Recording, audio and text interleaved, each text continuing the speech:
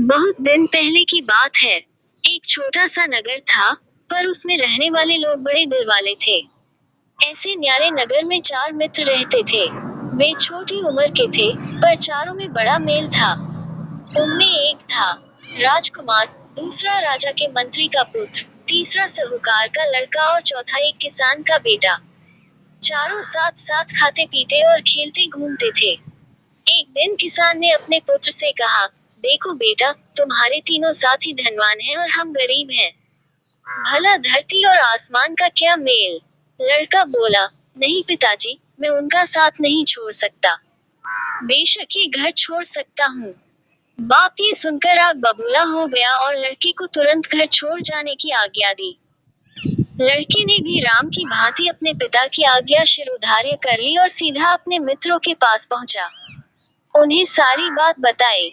सबने तय किया कि हम भी अपना अपना घर छोड़कर मित्र के साथ जाएंगे। इसके बाद सबने अपने घर और गांव से विदा ले ली और वन की ओर चल पड़े। धीरे धीरे सूरज पश्चिम के समुद्र में डूबता गया और धरती पर अंधेरा छाने लगा। चारों वन से गुजर रहे थे। काली रात थी। वन में तरह तरह की आवाजें सुनकर सब डरने लगे।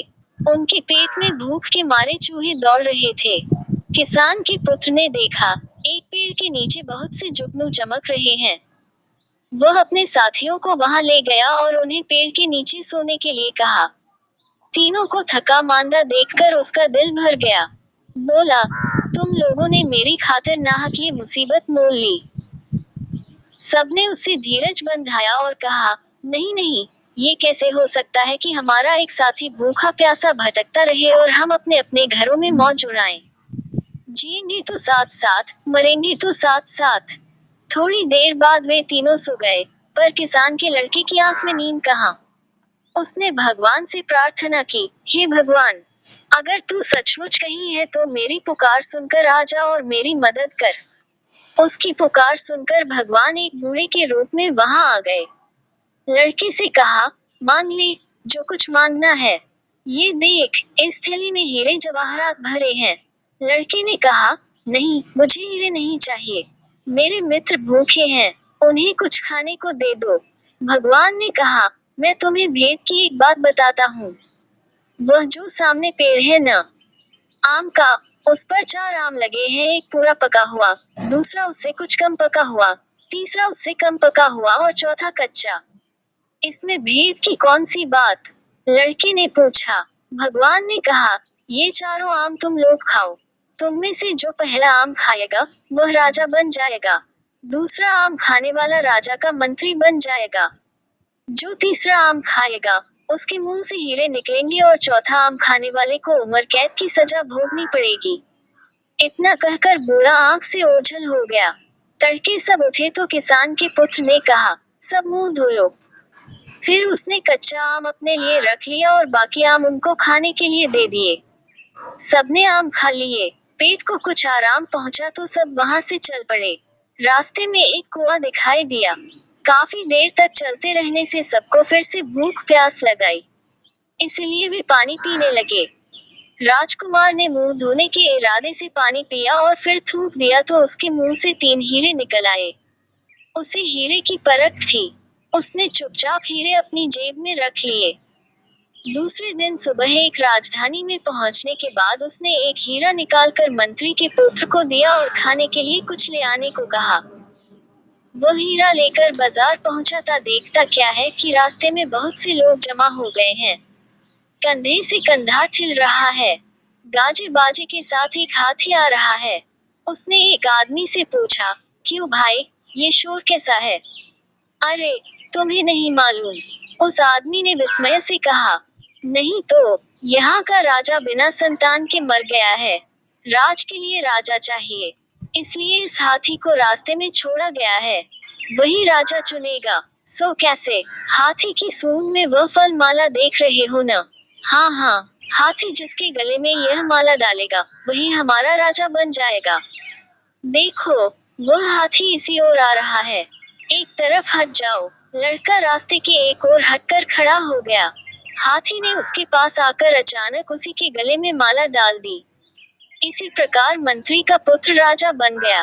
उसने पूरा पका हुआ आम जो खाया था, वह राज वैभव में अपने सभी मित्रों को भूल गया। बहुत समय बीतने पर भी वह नहीं लौटा। ये देखकर राजकुमार ने दूसरा हीरा निकाला और साहूकार के पुत्र को देकर कुछ लाने को कहा। वह हीरा लेकर बाजार पहुंचा। राज को राजा मिल गया था, पर मंत्री के अभाव की पूर्ति करनी थी, इसलिए हाथी को माला देकर दोबारा भेजा गया। किस्मत की बात, अब हाथी ने एक दुका के पास खड़े साहूकार के पुत्र को ही माला पहनाई। वह मंत्री बन गया और दोस्तों को भूल गया। इधर राजकुमार और किसान के लड़के का भूख के मारे बुरा हाल हो रहा था। अब क्या करें? फिर किसान के पुत्र ने कहा, अब मैं ही खाने की कोई चीज ले आता हूँ। राजकुमार ने बचा हुआ तीसरा हीरा उसे सौंप दिया। वह एक दुकान में गया। खाने की चीजें लेकर उसने अपने पास वाला हीरा दुकानदार की हथेली पर रख दिया। फतेहाल लड़के के पास कीमती हीरा देखकर दुकानदार को शक हुआ कि हो न हो, इस लड़के ने जरूर ही यह हीरा राजमहल से चुराया होगा। उसने तुरंत पुलिस के सिपाहियों को बुलाया। सिपाही आए। उन्होंने किसान के लड़के की एक न सुनी और उसे गिरफ्तार कर लिया। दूसरे दिन उसे उम्र कैद की सजा सुनाई गई। ये प्रताप था कच्चे आम का। बेचारा राजकुमार मारे चिंता के परेशान था। वह सोचने लगा, ये बड़ा विचित्र नगर है। मेरा एक भी मित्र वापस नहीं आया। ऐसे नगर में न रहना ही अच्छा। वह दौड़ता हुआ वहां से निकला और दूसरे गांव के पास पहुंचा। रास्ते में उसे एक किसान मिला, जो सिर पर रोटी की पोटली रखे अपने घर लौट रहा था। किसान ने उसे अपने साथ ले लिया और भोजन के लिए अपने घर ले गया। किसान के घर पहुंचने के बाद राजकुमार ने देखा कि किसान की हालत बड़ी खराब है। किसान ने उसे अच्छी तरह नहलाया और कहा, मैं गांव का मुखिया था।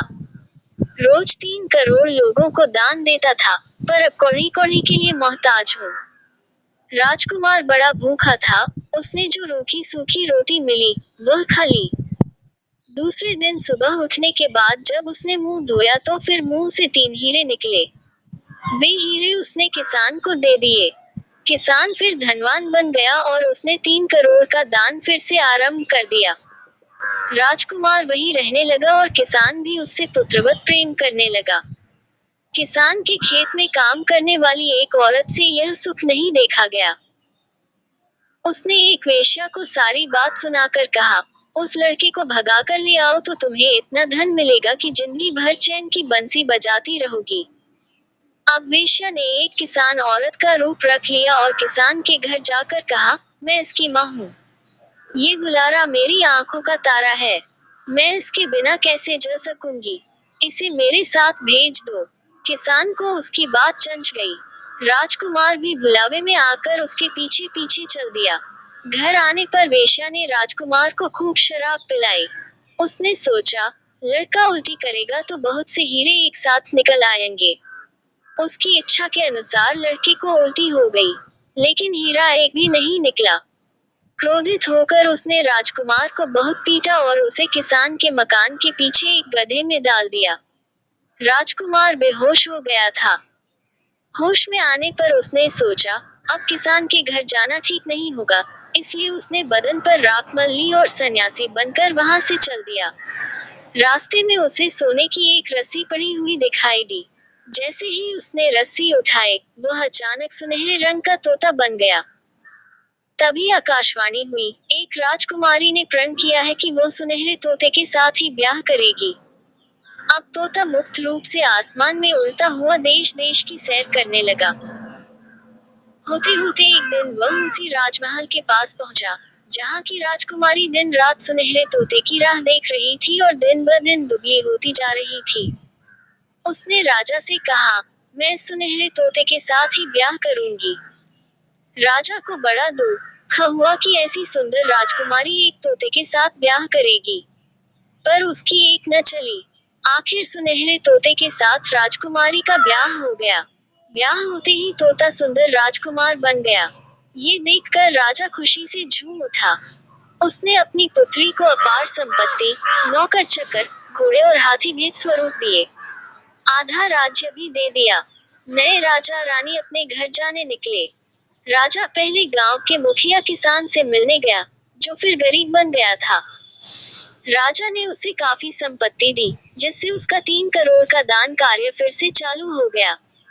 अब राजकुमार को अपने मित्रों की याद आई। उसने पड़ोस के राज्य की राजधानी पर हमला करने की घोषणा की, पर लड़ाई आरंभ होने से पहले ही उस राज्य का राजा अपने सरदारों मुसाहिबों सहित राजकुमार से मिलने आया। उसने अपना राज्य राजकुमार के हवाले करने की तैयारी बताई। राजा की आवाज से राजकुमार ने उसे पहचान लिया और उससे कहा, क्यों मित्र, तुमने मुझे पहचाना नहीं? दोनों ने एक दूसरे को पहचाना तो दोनों की खुशी का ठिकाना नहीं रहा। अब दोनों ने मिलकर अपने साथी, किसान के पुत्र को खोजना आरंभ किया। राजकुमार को ये बात खलने लगी कि उसकी खातिर मित्र को कारावास